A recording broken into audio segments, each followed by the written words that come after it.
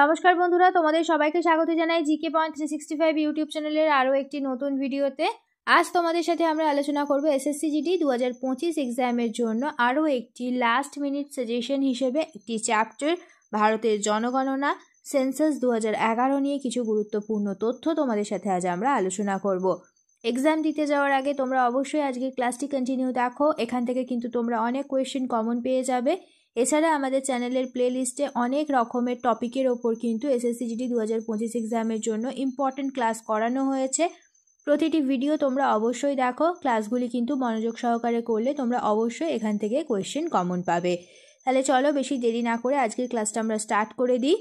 প্রথমেই বলে নিই, তোমাদের যদি আজকের ভিডিওটি ভালো লাগে অবশ্যই একটি লাইক করো, সাথে তোমার বন্ধুদের সাথে ভিডিওটা শেয়ার করে দাও এবং তোমরা আমাদের চ্যানেলে নতুন হলে অবশ্যই আমাদের চ্যানেলটি তোমরা সাবস্ক্রাইব করে পাশে থাকা বেল বাটনটা ক্লিক করে অল করে রাখো ফর অল নোটিফিকেশন। তাহলে বেশি দেরি না করে আজকের ক্লাসটা আমরা স্টার্ট করে দিই। 1 নম্বর প্রশ্ন, 2011 সালের আদমশুমারি স্বাধীন ভারতের কততম ছিল? 2011 সালের আদমশুমারি স্বাধীন ভারতের 7ম ছিল। অপশান সি হবে সঠিক উত্তর। নেক্সট প্রশ্ন, 2021 সালের আদমশুমারি কটি ভাষায় পরিচালিত হওয়ার কথা ছিল? 2021 সালের আদমশুমারি যেটি পরিচালিত হওয়ার কথা ছিল, কিন্তু কোভিড-19-এর কারণে 2021 সালে আর আদমশুমারি হতে পারেনি, তো সেটি 16টি ভাষায় পরিচালিত হওয়ার কথা ছিল। অপশন এ হবে এখানে সঠিক উত্তর। নেক্সট প্রশ্ন, কোন সালে ভারতে নিয়মিত ও বৈজ্ঞানিক পদ্ধতিতে আদমশুমারি শুরু হয়? সঠিক উত্তর অপশান সি 1881 সালে। নেক্সট প্রশ্ন দেখি 2011 সালের আদমশুমারি অনুসারে ভারতে কয়টি জেলা অন্তর্ভুক্ত ছিল? সঠিক উত্তর হবে অপশান এ 640টি জেলা। নেক্সট প্রশ্ন দেখি 2011 সালের আদমশুমারি অনুসারে ভারতের নিচের কোন রাজ্যের জনসংখ্যার ঘনত্ব সবচেয়ে বেশি? সঠিক উত্তর হবে অপশন বি, বিহার রাজ্যের জনসংখ্যার ঘনত্ব সবচেয়ে বেশি। নেক্সট প্রশ্ন, 2011 সালের আদমশুমারি অনুসারে ভারতে সাক্ষরতার হার কত শতাংশ? ভারতে সাক্ষরতার হার 74.04%। অপশন সি হবে এখানে সঠিক উত্তর। নেক্সট প্রশ্ন, কত বছরে একবার আদমশুমারি করা হয়? সঠিক উত্তর অপশান সি, 10 বছরে একবার আদমশুমারি করা হয়। নেক্সট প্রশ্ন, 2011 সালের আদমশুমারি অনুসারে ভারতের কোন রাজ্যের জনসংখ্যা সবচেয়ে কম? সঠিক উত্তর অপশান বি, সিকিমের জনসংখ্যা সবচেয়ে কম। নেক্সট প্রশ্ন, নিচের কোন রাজ্যের জনসংখ্যা বৃদ্ধির হার 2011 সালের আদমশুমারি অনুসারে ঋণাত্মক হয়েছে? সঠিক উত্তর হবে অপশন বি, নাগাল্যান্ড। নেক্সট প্রশ্ন, 2011 সালের আদমশুমারি অনুসারে কোন রাজ্যের জনসংখ্যা বৃদ্ধির হার সবচেয়ে বেশি? সঠিক উত্তর অপশন এ, মেঘালয়।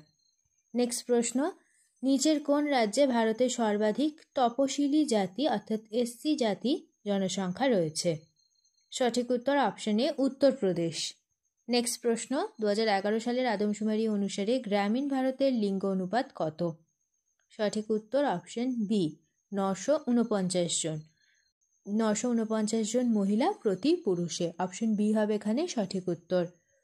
নেক্সট প্রশ্ন, 2011 সালের আদমশুমারি অনুসারে নিচের কোনটি ভারতের সর্বাধিক কথ্য ভাষা? সঠিক উত্তর হবে অপশন এ, হিন্দি।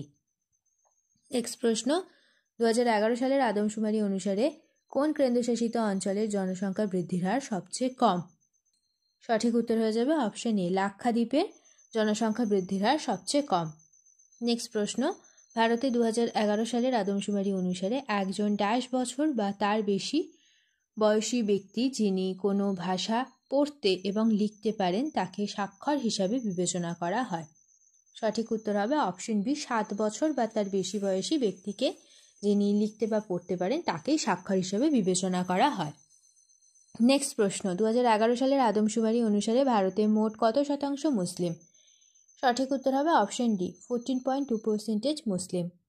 নেক্সট প্রশ্ন দেখি, স্বাধীনতার পর 2011 সালের আদমশুমারি কততম? স্বাধীনতার পর 2011 সালের আদমশুমারিটি হল 7ম আদমশুমারি। অপশন সি হবে এখানে সঠিক উত্তর। নেক্সট প্রশ্ন দেখি, 2011 সালের আদমশুমারি অনুসারে নিচের কোন রাজ্যে পুরুষ ও মহিলার সাক্ষরতার মধ্যে সবচেয়ে বেশি পার্থক্য রয়েছে? সঠিক উত্তর হবে অপশন সি, রাজস্থানে। নেক্সট প্রশ্ন, লিঙ্গ অনুপাত কিভাবে গণনা করা হয়? সঠিক উত্তর অপশন ডি, দেশের প্রতি 1000 পুরুষে নারীর সংখ্যা হিসেবে লিঙ্গ অনুপাত গণনা করা হয়ে থাকে? নেক্সট প্রশ্ন, 2011 সালের আদমশুমারি তথ্য অনুসারে নিম্নলিখিত কোন কেন্দ্রশাসিত অঞ্চলে পুরুষ জনসংখ্যার তুলনায় মহিলা জনসংখ্যা বেশি? সঠিক উত্তর অপশন ডি, পন্ডিচেরিতে। নেক্সট প্রশ্ন, আয়তনের দিক থেকে ভারতের ক্ষুদ্রতম কেন্দ্রশাসিত অঞ্চল কোনটি? সঠিক উত্তর অপশন বি, লাক্ষাদ্বীপ। নেক্সট দেখি, 2011 সালের আদমশুমারি অনুসারে নিম্নলিখিত জেলাগুলির মধ্যে কোনটি ভারতের সবচেয়ে শিক্ষিত জেলা? সঠিক উত্তর হচ্ছে অপশন বি, শেরছিপ জেলাটি। নেক্সট প্রশ্ন, 2011 সালের আদমশুমারি অনুসারে শিশু লিঙ্গ অনুপাত কত ছিল? সঠিক উত্তর হবে অপশন এ, 919 জন।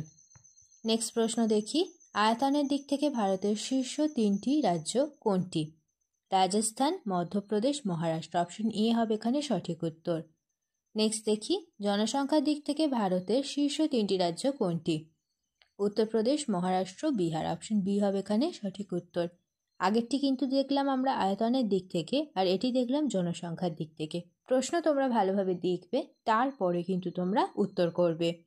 নেক্সট দেখি, 2011 সালে ঘোষিত আদমশুমারি তথ্য অনুসারে এখনও পর্যন্ত গ্রামে বসবাসকারী ভারতীয়দের শতকরা কত শতাংশ? সঠিক উত্তর অপশন সি, 68.8%।